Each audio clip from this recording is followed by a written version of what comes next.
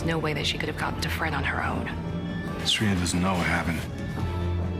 Doesn't matter what she knows. It matters what she believes. Thank you. Praise be. How you guys doing? Better as I.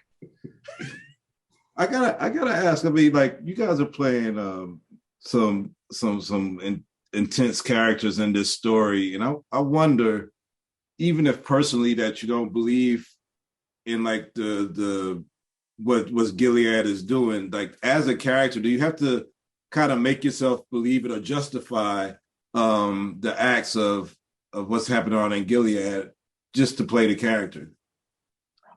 I feel like with both Lawrence and Nick, they have the kind of they do have perspective.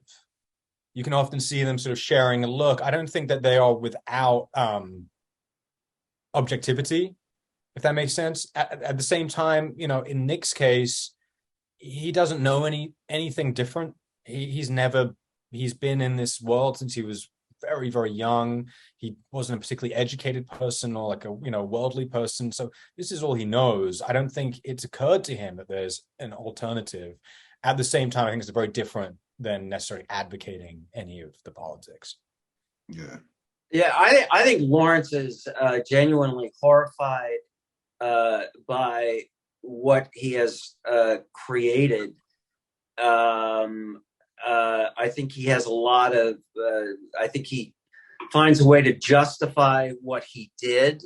I think he has been inspired by June because she has shown him a sort of path of possible redemption. But I think Lawrence is horrified, but has to restrain it tactically often. I see a lot of kind of remorse in his character, especially this season.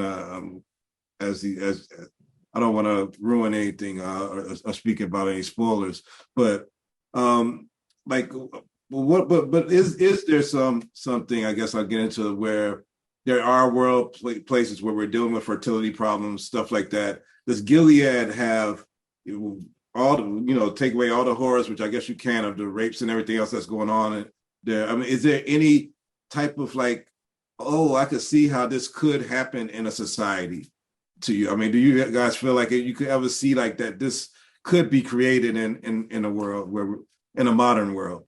Yeah, it should. It shouldn't be, but I think the way Lawrence looks at it is there was, you know, these are all things that we can relate to. There was an environmental disaster. It wasn't specifically global warming. It was something that you know, decimated the birth rate, and Lawrence saw a chance. I think, thinking, you know, we need to save the species. And by the way, I can use these religious wackos as a delivery system. I think we see that happening in the United States. We can use the wackos who are inverting the values of Jesus Christ, but are wrapped in the cross as a delivery system. You know, and things get out of hand. I think it's sort of horribly possible, and that's like every interview today. We're like, yeah. It's very weird to do this show right now, and we need to, you know, act like June and turn off our TVs and fight it. Yeah, Bradley, like you worked with a lot of great. I mean, both of you worked with a lot of great directors, but you, Bradley, in particular. I mean, with Philadelphia, and you even had Elizabeth Moss direct some episodes here. And but getting down to Get Out, where you worked with Jordan Peele, who's now gone on to make Us and producing Home for Jesus. Could you see in that project when you was working with him that him as a director was gonna have this trajectory that he's going on right now? You know, people often say, "Did you know that was going to happen?" The truth is, I desperately wanted that to happen. I did not know that was going to happen. I loved every moment.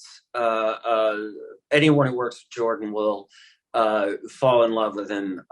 He is tingling. He's brilliant. He's kind. He's funny. He's thoughtful. He's he's very complicated a guy. I didn't know that was going to happen. I the whole time we're shooting that movie, I was like, why are you making a movie? Because Key and Peele, I was like, this is a stupid career move, man.